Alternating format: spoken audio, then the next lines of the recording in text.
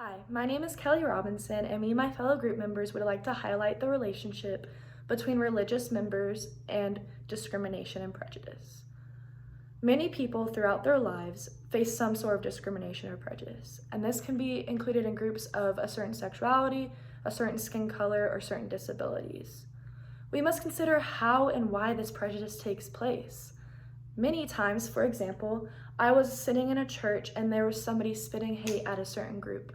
But I never stopped to ask why. How did this opinion form? How did it affect the people in the other group? Why was it happening in the first place? Many times, a Christian who is staunch in their beliefs will look down on someone in a different community because they deem it unnatural. Take a look at the LGBTQ plus community. They, in the church's eyes, are considered part of an out group, something that doesn't fit their ideals, their morals, and their shoebox fit. And this in-group versus out-group construct can create so many negative consequences, one of them being the out-group homogeneous bias. The people in the in-group or the church crowd view everyone in the LGBTQ plus community as all the same, all sinners, all wrong. And that group is so diverse, and they're taking this individual group and dehumanizing it into something else. In this situation, they just view them as plain wrong, and this can lead to further stereotypes and in extreme cases, further dehumanization of those in the LGBTQ plus community. In many instances, the cause of in-group and out-group perspectives comes from a person's upbringing, or in other words, their socialization. When someone is taught the norms and values of a certain society, they will begin to internalize them. While many people leave their former societies for new and different ones, these beliefs can still be internalized, even without the person realizing it.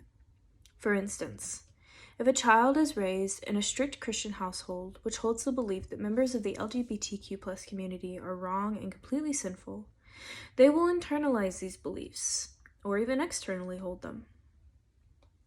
Many times, even when someone doesn't truly believe the norms and beliefs of their society, they will continue to hold them in order to maintain in-group obedience and membership.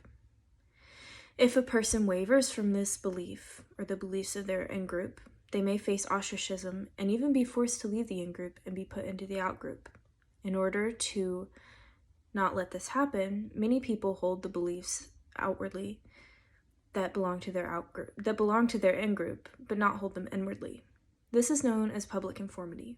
In other words, when a person holds the beliefs outwardly that don't correlate to their inner heart and mind beliefs.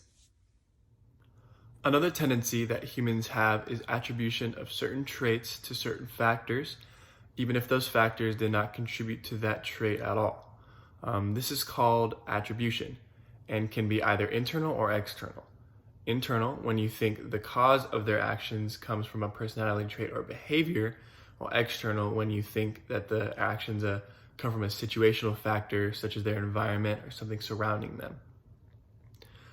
This is exhibited in the prejudice, which is defined as an unjustified or incorrect attitude towards an individual based solely on their participation in a certain social group by Christians of LGBTQ people, attributing basically their sexual orientation to an internal or external problem.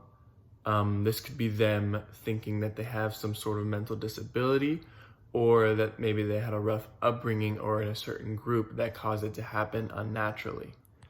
This is attribution acting in full force and better allows high and mighty Christians to look down upon those in the LGBTQ plus community. And let's just start off that there are two parts to social comparisons theory, the upward and downward, but today we're only going to be focusing on the downward social comparison theory and how it applies to the Christian community constantly viewing the LGBTQ individuals as inferior to them in a way to validate how they feel and to reassure them that they're on the right path to heaven and on a spiritual path, that they are more Christian. And this is just a way to further discriminate this group. And as humans, we tend to compare ourselves to everybody, whether we are envious or we just see them doing worse than us. So we use this as a validation to just reassure us. And in this case, it's just furthering discriminating and causing prejudice and causing a rift between these two communities because the beliefs are completely different. Not all Christians are the same, but there are some cases where individuals just put others down just to uplift themselves in their eyes, which isn't necessarily always good, but as humans, we're always going to compare ourselves to other individuals. Another trait that humans have when relating to religion is self-monitoring. Self-monitoring means when someone can regulate their presentation, behavior, and even their speech while being around a certain group of people.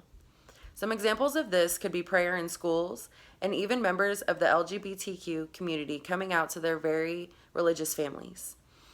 They are told that they're not allowed to express it, and they have to hide something that they might be very passionate about themselves.